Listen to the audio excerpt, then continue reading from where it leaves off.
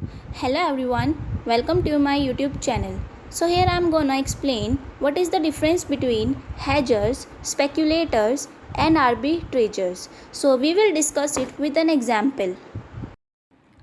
देखिए मैंने यहाँ पर फार्मर्स बनाए हैं, ये एक ग्रुप ऑफ फार्मर्स है, ठीक है। और ये क्या है, ये खेती करी है इन्होंने, यहाँ पर ये क्या करी है, खेती करी है, ठीक है। और ये खेती क्या है, ये मान लेते हैं ये वीट है, गेहूं है, गेहूं, ठीक है। और ना ये जो खेती है ना, ये इनके कब होएगा, ये गेहूं तैयार होएगा 3 मंथ्स लेटर, 3 महीने बाद ये गेहूं इनका तैयार होगा। अभी मतलब फसल हुई नहीं है पूरी, और इनका 3 महीने बाद ये कटाई करेंगे और इसको बाहर मार्केट में सेल करने के लिए भेजेंगे, ठीक है। पर हम ये देखते हैं कि आज की डेट में इस वीट का दाम जो है, जो इस वीट का प्राइस है वो कितना है, 50 रुपीज़ पर केजी। कितना है, 50 रुपीज़ पर केजी, ठीक है। आज अगर इसका ये बन जाता और अगर फार्मर इसको मार्केट में सेल करता वीट को, तो आज उसका कितने रुपए में बिक जाता, वो 50 रुपये पर किलोग्राम उसका बिक जाता मार्केट में, ठीक है। अब दूसरी साइड मान लेते हैं, इसी यहाँ पर ही एक बेकरी शॉप है, ठीक है। यहाँ पर एक बेकरी शॉप है, ठीक है। और बेकरी शॉप में केक बनते हैं, हमें पता है केक बनते हैं, ठीक है। और उसके लिए क्या चाहिए, फ्लोर चाहिए। केक बनाने के लिए क्या चाहिए, फ्लोर। फ्लोर के लिए क्या चाहिए, वीट, ठीक है। अब इसके लिए रॉ मटेरियल हो गया, क्या हो गया, बेकरी शॉप के लिए ये वीट क्या हो गया, रॉ मटेरियल। इसको पता है कि हाँ आज अगर मैं लूँगा ना तो वो 50 रुपये किलो मिलेगा मेरे को, ठीक है। बेकरी शॉप को पता है, बेकरी वाले को, कि भाई मेरे को अगर मैं आज गेहूँ लूँगा अपने केक बनाने के लिए तो मेरे को कितने में मिलेगा, 50 रुपये में मिलेगा पर केजी, ठीक है। पर अब इसको कब मिलेगा, इसको तो पता है अभी तो बना नहीं। फार्मर्स तो कह रहे हैं कि मैं कब दूंगा, 3 महीने बाद मेरी फसल कटेगी और फिर मैं उसको तुम्हें दे दूंगा। तो अब फार्मर्स को क्या डर है कि आज तो चलो 50 रुपये की जो मतलब 50 रुपये है प्राइस, ठीक है। फार्मर्स को डर है कि भाई कहीं ये प्राइस 3 महीने बाद क्या ना हो जाए कम। अच्छा, हम सबको पता है फ्यूचर में प्राइस स्टेबल नहीं रहते। अगर हम अभी का प्राइस फ्यूचर से कंपेयर करें तो हम कुछ नहीं कह सकते, क्योंकि फ्यूचर हमारा अनसर्टेन है। कभी भी प्राइस कांस्टेंट नहीं रहते किसी भी चीज़ के। तो अब फार्मर्स को क्या है कि कहीं मेरा ये 50 रुपये की जगह 40 रुपये ना हो जाए, कहीं ये प्राइस गिर ना जाए। तो फार्मर्स को डर है कि अगर मैं 3 महीने बाद बेचता हूँ, कभी मार्केट में प्राइस 40 रुपये हो तो उसको वो 10 रुपये का लॉस होगा। और यहाँ पर बेकरी शॉप को क्या डर है, बेकरी शॉप को डर है कि कहीं मार्केट में प्राइस 3 महीने बाद बढ़ ना जाए, क्या ना हो जाए, बढ़ ना जाए, 50 से क्या ना हो जाए, 60 ना हो जाए। अब दोनों को डर है, इसको है प्राइस कम ना हो जाए, बेकरी शॉप को है कि प्राइस ज़्यादा ना हो जाए। अब दोनों क्या करेंगे, देखो दोनों ना एक कॉन्ट्रैक्ट में आएंगे, क्या आएंगे, एक कॉन्ट्रैक्ट में आएंगे, दोनों एक कॉन्ट्रैक्ट में आएंगे, ठीक है। इसमें क्या कॉन्ट्रैक्ट किया इन दोनों ने कि भाई आफ्टर 3 मंथ्स क्या करेंगे, 50 रुपये पर ही।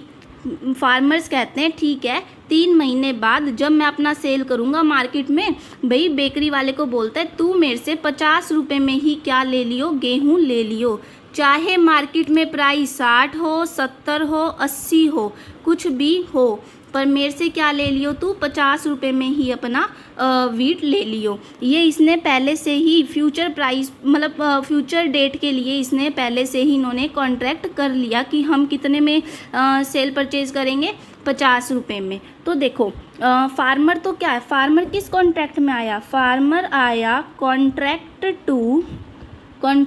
टू सेल, ये तो सेल करेगा, कॉन्ट्रैक्ट टू सेल। और ये क्या है, ये करेगा कॉन्ट्रैक्ट टू बाय, इसने बाय करना है तो ये किस में आएगा, कॉन्ट्रैक्ट टू बाय, ठीक है। अब इन दोनों ने आपस में कॉन्ट्रैक्ट कर लिया कि मार्केट में 3 महीने बाद चाहे कुछ भी प्राइस हो मार्केट में, हम किस पर डील करेंगे, 50 रुपये पर ही। अब मान लो बेनिफिट क्या हुआ, फार्मर्स का क्या डर था कि भाई 50 रुपये से कहीं मेरा प्राइस 40 रुपये ना हो जाए, ठीक है। अब इसने तो डील कर ली, मैं तेरे को कितने में ही दूंगा भाई, 50 रुपये में ही दूंगा, चाहे 3 महीने बाद चाहे 40 हो चाहे 20 हो चाहे कुछ भी हो, मैं तेरे को 50 रुपये में ही दूंगा। ये 3 महीने बाद इसकी अभी इसने डील कर ली, ठीक है। तो ठीक है भाई, अब इसको तो एक भी लॉस नहीं हुआ क्योंकि इसने तो 50 में ही था, चाहे 40 हो चाहे 30 हो, ये तो कितने में बेचेगा फार्मर, 50 रुपये में। इसका रिड्यूस हुआ रिस्क, इसका रिस्क था कि प्राइस कम हो जाए, पर इसने तो अपना रिड्यूस कर लिया रिस्क। अब इसका रिस्क क्या था कि कहीं प्राइस बढ़ ना जाए 3 महीने बाद, 50 से कहीं मेरे को 60 में ना लेना पड़ जाए। तो इसने भी अभी वो ले लिया डिसीज़न कि भाई अभी कॉन्ट्रैक्ट कर लिया, मैं तेरे से 50 रुपये में ही लूँगा। तो दोनों का रिस्क क्या हुआ, कम हो गया ना। तो मेन चीज़ देखो, यहाँ पर मैं 3 पॉइंट लिख रही हूँ, एक तो ठीक है। यहाँ पर इसने क्या किया, पहली बात तो टू रिड्यूस रिस्क, ये किस लिए कॉन्ट्रैक्ट में आए, रिड्यूस करने के लिए अपना risk, to reduce risk. Second, इनका एग्जिस्टिंग एक्सपोजर था, क्या था इनका एग्जिस्टिंग एक्सपोजर, मीन्स एक्सपोजर का मतलब होता है बच्चों कि रिस्क, इनका एग्जिस्टिंग रिस्क था ना, दोनों को डर था ना कहीं प्राइस बढ़ ना जाए कहीं प्राइस कम ना हो जाए, तो दोनों का एक एग्जिस्टिंग एक्सपोजर पहले से ही था, ठीक है। और दोनों को इसमें रिस्क की सर्टेनिटी नहीं है, रिस्क तो इनका क्या हो गया, कम ही हो गया, ठीक है। यहाँ तक आई होप आपको बात समझ आई होगी, ठीक है। अब इन दोनों को हम क्या बोलेंगे, हैजर्स, क्या बोलेंगे, हैजर्स, ठीक है। इनको क्या बोलेंगे, हैजर्स, कि भाई, और इस प्रोसेस को क्या बोलेंगे, हैजिंग, कि एक प्री डिटरमाइंड प्राइस पर फ्यूचर डेट के लिए कॉन्ट्रैक्ट करना जिसमें उनका रिड्यूस होगा रिस्क, उसी को ही हम क्या बोलते हैं, हैजिंग। और इन दोनों को हम क्या बोलेंगे, हैजर्स। आई होप ये आपको समझ आया होगा। अच्छा, अब देखो, अब एक पर्सन है यहाँ, ठीक है। अब ये मैंने एक पर्सन लिया है, मान लेते हैं इसका नाम है राम, क्या नाम है इसका, राम। राम ने देखा कि भाई बेकरी शॉप वाले को तो प्रॉफिट हो रहा है बहुत, उसने तो क्या किया, अभी में ही इसने तो डील कर ली, क्या पता आगे जाके 60 हो जाए 70 हो जाए प्राइस, इसको तो बेनिफिट हो रहा है, ये तो 50 में ही खरीद रहा है। तो ना राम क्या करता है, फार्मर्स को कहता है भाई मेरे साथ भी कॉन्ट्रैक्ट कर लो, ठीक है, क्या कर लो, मेरे साथ भी कॉन्ट्रैक्ट कर लो, 50 रुपये पर केजी में, कितने में, 50 रुपये पर केजी में मेरे साथ भी कॉन्ट्रैक्ट कर लो, ठीक है भाई। फार्मर्स कहते हैं ठीक है हम तो कॉन्ट्रैक्ट कर लेंगे, हमारे लिए तो कोई रिस्क कम होएगा हमारा तो ये फार्मर्स राम के साथ भी कॉन्ट्रैक्ट कर लेते हैं। पर राम क्या सोच के कॉन्ट्रैक्ट करता है कि इन फ्यूचर 3 महीने बाद प्राइस 50 से क्या हो जाएगा, 60 हो जाएगा। वो ये एस्टिमेट कर रहा है, वो एक्सपेक्ट कर रहा है, ये चीज़ प्री एक्सपेक्शन कर रहा है वो कि भाई ये प्राइस अभी 50 है तो आगे जाके 3 महीने बाद 60 हो जाएगा, ठीक है। तो इसने सोचा मैं प्रॉफिट कमा लूँगा 10 रुपये, ठीक है।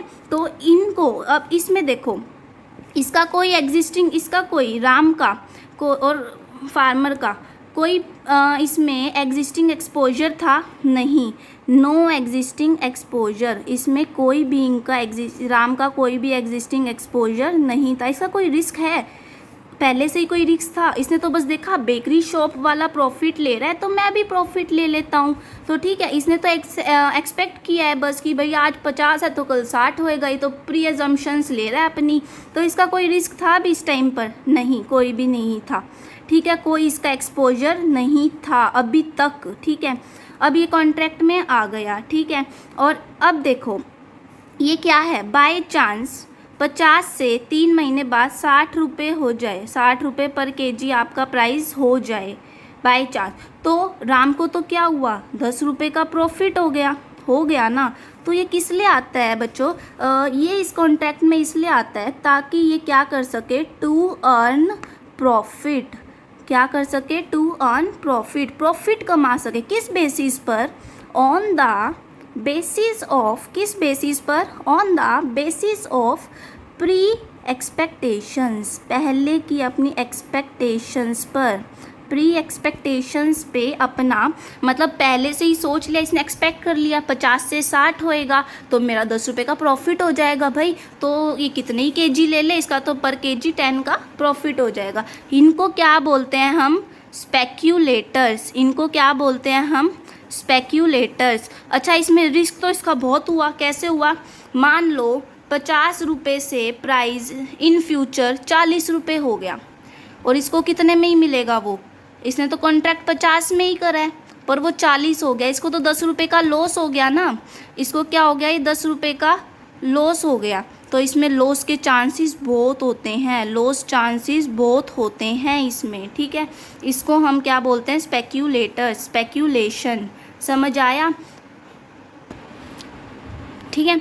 अब देखो, मान लेते हैं ये होते हैं स्पेक्यूलेटर्स, ये थे हैजर्स। अब मान लो कि एक सेम ऐसे ही ना एक और मार्केट है जहाँ पर एक ग्रुप ऑफ फार्मर्स है, एक ग्रुप ऑफ फार्मर्स है, ठीक है, और ये भी क्या कर रहे हैं?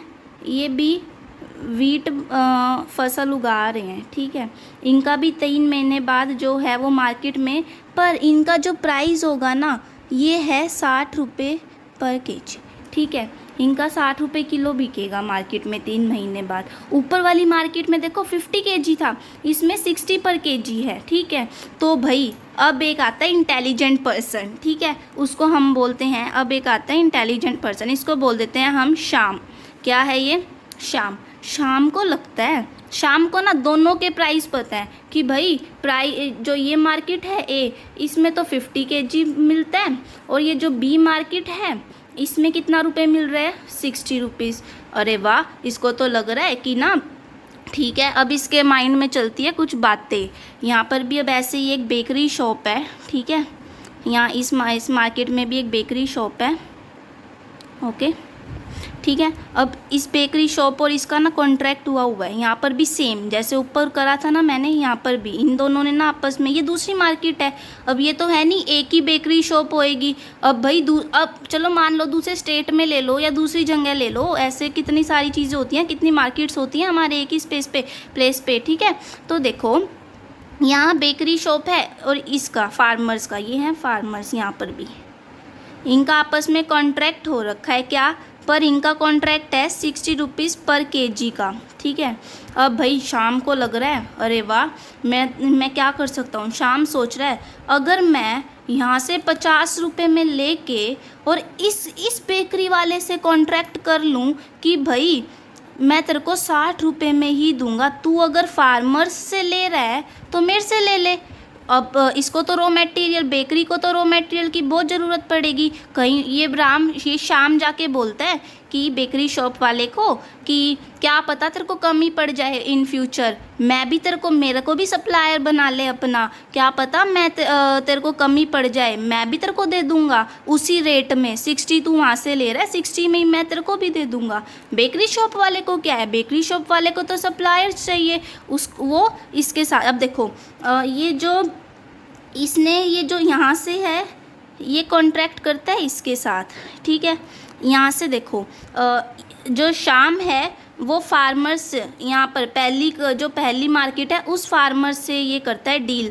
तो यहाँ पर इसने क्या किया? Contract to buy. क्या किया? कॉन्ट्रैक्ट टू बाय, ठीक है। यहाँ पर इसने क्या कर लिया? कॉन्ट्रैक्ट कर लिया बाय का, किससे? फार्मर्स से जो मार्केट ए में थे, 50 रुपये में कर लिया। और बेकरी शॉप से क्या कर लिया?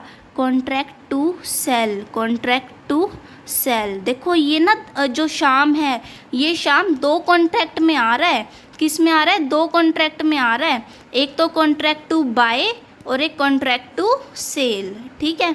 अब इसने क्या सोचा? मैं इन 3 महीने बाद 50 में लूँगा और इस बेकरी वाले को 60 में बेच दूँगा। इसका तो देखो खड़े खड़े 10 रुपये का प्रॉफिट हो गया कि नहीं? 10 रुपये का प्रॉफिट है। इसका कोई रिस्क है इसमें? नहीं है ना। तो इनको क्या बोलते हैं? आर्बिट्रेजर्स, ठीक है। इनको क्या बोलते हैं? आर्बिट्रेजर्स, ठीक है। ये क्या करते हैं?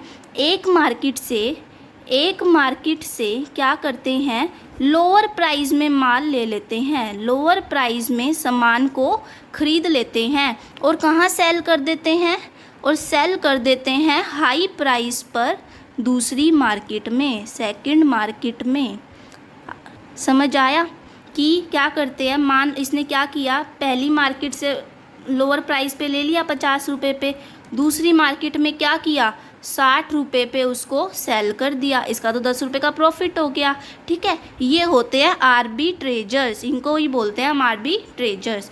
ठीक है, तो इसमें देखो, अब इसमें क्या इसका कोई एग्जिस्टिंग, इसमें कोई इसका एग्जिस्टिंग था, एक्सपोजर था, नहीं था, नो एग्जिस्टिंग एक्सपोजर, इसका कोई एग्जिस्टिंग एक्सपोजर नहीं था, इसका कोई रिस्क था इसमें, आप खुद सोच के देखो, शाम का कोई रिस्क था अभी तक, नहीं, कोई भी रिस्क नहीं था। ठीक है, कोई भी पहले से रिस्क इसका नहीं था, नो एग्जिस्टिंग एक्सपोजर। सेकंड, इसमें ये क्या कर रहा है, to earn profit, profit earn करने के लिए ही ये क्या है, इस कॉन्ट्रैक्ट में आया है। पर बच्चे देखो, यहाँ पर था, मैंने लिखवाया था प्री एक्सपेक्टेशंस की वजह से आया था स्पेक्यूलेटर। हेजर्स किसके बेसिस पे आते हैं, on the basis of miss pricing. हम क्या वर्ड यूज़ कर रहे हैं, मिस प्राइजिंग, गलत प्राइस, मतलब मिस प्राइस, यहाँ 50 था यहाँ 60, इस मिस प्राइस की वजह से ये क्या कर गया, प्रॉफिट ले गया। ठीक है, तो ये आता है यहाँ पर to earn profit on the basis of mispricing. अच्छा ये बताओ, कभी इसको लॉस हो सकता है, शाम को कभी भी लॉस हो सकता है, नहीं हो सकता, कभी भी नहीं हो सकता शाम को लॉस। क्यों, क्योंकि देखो वो एक मार्केट से तो कम में लेता है, दूसरी मार्केट में उसका कॉन्ट्रैक्ट ज़्यादा में सेल करने के लिए होता है, तो सोचो कभी भी इसको लॉस हो सकता है। 50 में इसने कॉन्ट्रैक्ट किया, 60 में भी कॉन्ट्रैक्ट कर लिया बेचने का, तो 10 रुपये का तो इसको प्रॉफिट होगा ही होगा। तो यहाँ पर आ जाएगा नो लॉस पॉसिबल, कोई भी लॉस यहाँ पॉसिबल नहीं है। ठीक है, इन्हीं को हम क्या बोलते हैं, आर्बिट्रेजर्स। ठीक है, तो ये सबसे इंटेलिजेंट आदमी है। देखो ना इसको कोई प्रॉफिट, इसको लॉस हुआ यहाँ पर, और ना ही इसका कोई एग्जिस्टिंग एक्सपोजर था, और इसको कभी लॉस हो ही नहीं सकता। स्पेक्यूलेटर्स को तो देखो था लॉस, कहीं प्राइस कम ना हो जाए, उसने तो एक ही मार्केट में 50-50 पे कर रखा है, उसको तो लॉस हो भी सकता था, पर arbitrageurs can never be in loss.